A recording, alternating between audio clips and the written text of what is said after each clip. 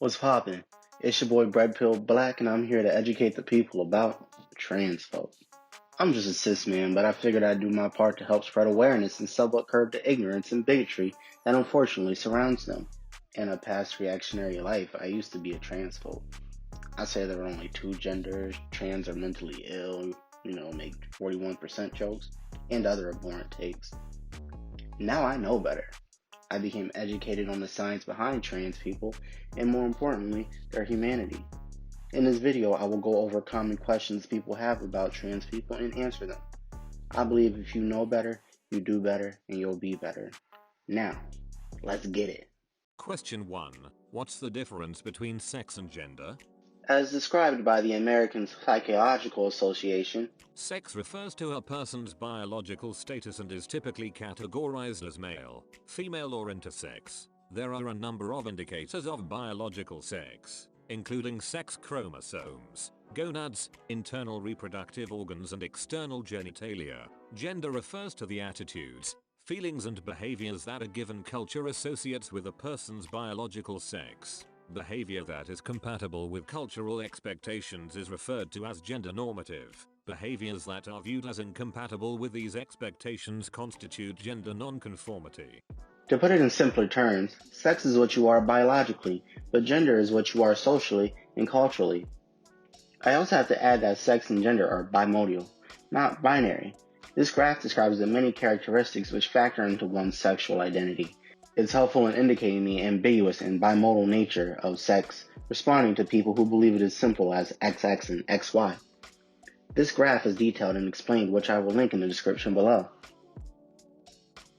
Question 2. What does it mean to be transgender? Again, as described by the American Psychological Association, transgender is an umbrella term that incorporates differences in gender identity wherein one's assigned biological sex doesn't match their felt identity. This umbrella term includes persons who do not feel they fit into a dichotomous sex structure through which they are identified as male or female. Individuals in this category may feel as if they are in the wrong gender, but this perception may or may not correlate with a desire for surgical or hormonal reassignment.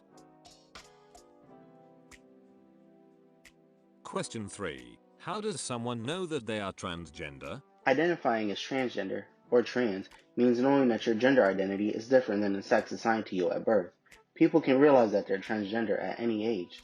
Some people can trace their awareness back to when they were children. This is supported by the study Gender Cognition in Transgender Children. Study that examines the authenticity of trans children's gender identity. Our findings refute the assumption that transgender children are simply confused by the questions at hand, delayed, pretending, or being oppositional. Instead, transgender children show responses that look largely indistinguishable from those of cisgender children, who match transgender children's gender expression on both more and less controllable measures. Further, the data reported here should serve as evidence that transgender children do indeed exist and that their identity is a deeply held one. Some may fear a child transitioning, but it is shown they are no different than cis children. Others may need more time to realize that they are transgender. Some people may spend years feeling like they don't fit in without really understanding why, or may try to avoid thinking or talking about their gender out of fear, shame, or confusion. Trying to repress or change one's gender identity doesn't work. In fact, it can be very painful and damaging to one's emotional and mental health. It's also medically invalid, as detailed by the American Psychoanalytic Association.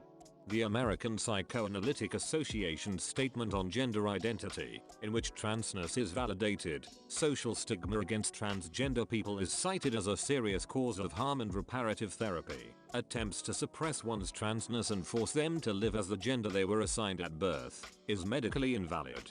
Parents, friends, co-workers, classmates, and neighbors may be accepting, but they also might not be, and many transgender people fear that they will not be accepted by their loved ones and others in their life.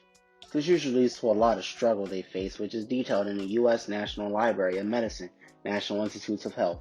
Broad international study of trans suicide rate, its quite high gender-based victimization, discrimination, bullying, violence, being rejected by the family, friends, and community, harassment by intimate partner, family members, police and public, discrimination and ill-treatment at healthcare system are the major risk factors that influence the suicidal behavior among transgender persons.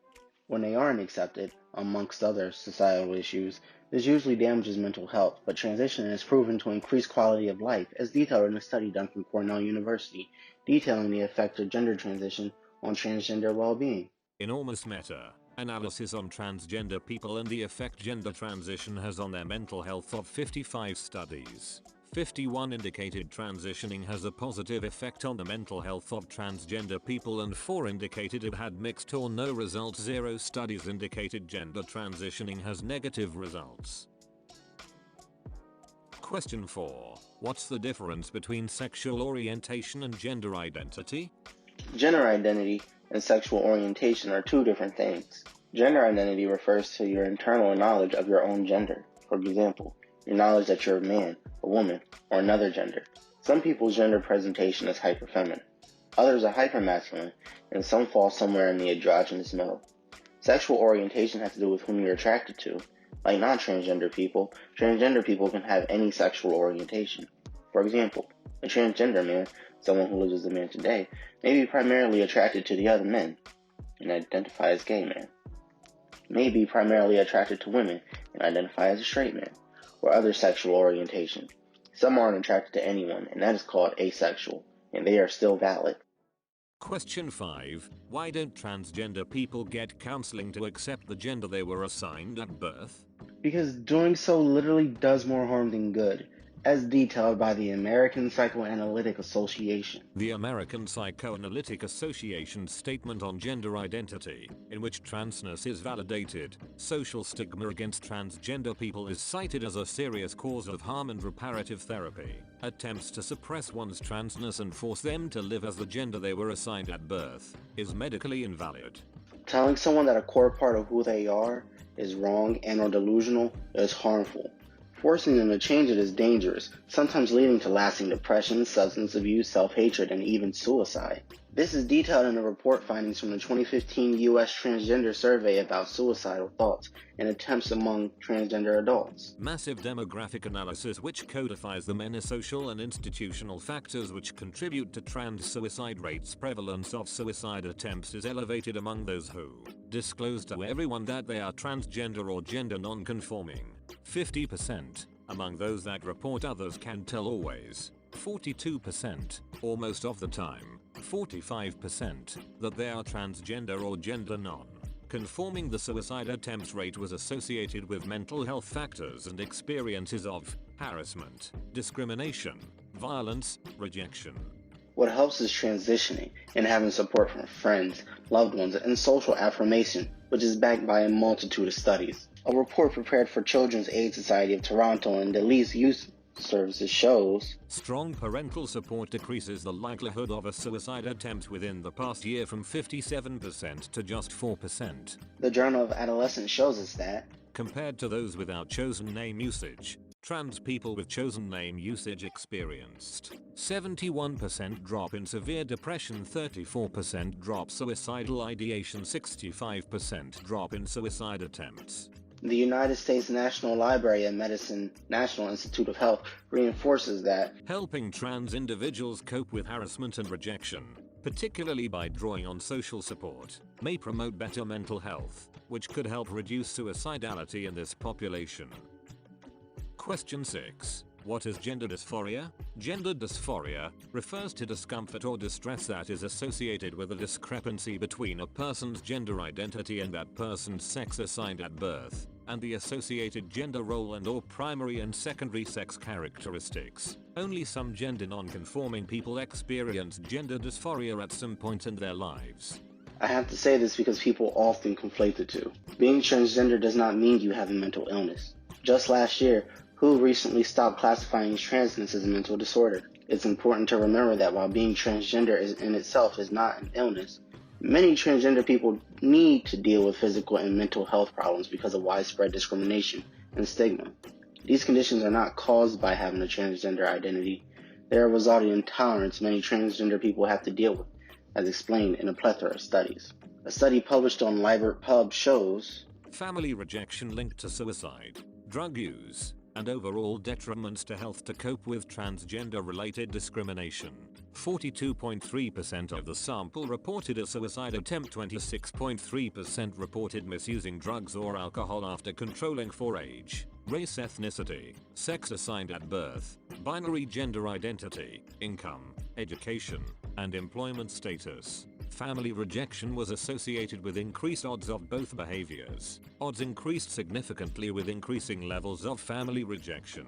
As detailed by the Human Rights Campaign, LGBTQ youth are 120%, 2.2x, as likely to experience homelessness as cisgender and heterosexual youth. Up to 40% of the homeless youth population is LGBTQ. Cited possibility for this discrepancy being LGBTQ youth getting kicked out of the home by unwelcoming, openly hostile family. A report of the National Transgender Discrimination Survey details 41% of respondents reported attempting suicide compared to 1.6% of the general population. These rates rose for those who lost a job due to bias.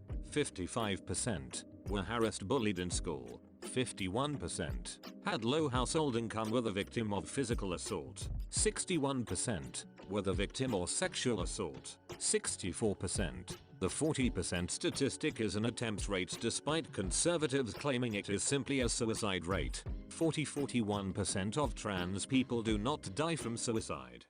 Question 7. How are trans people valid? There are people who deserve to have their identity and humanity validated. What makes them valid is their existence. In short, trans people are as valid as I have detailed. If you think anything else, you're just a bigot. There's too much ignorance in this world, and hopefully this helps curb some of it. Trans women are not men, and trans men are not women. #trans rights. Peace.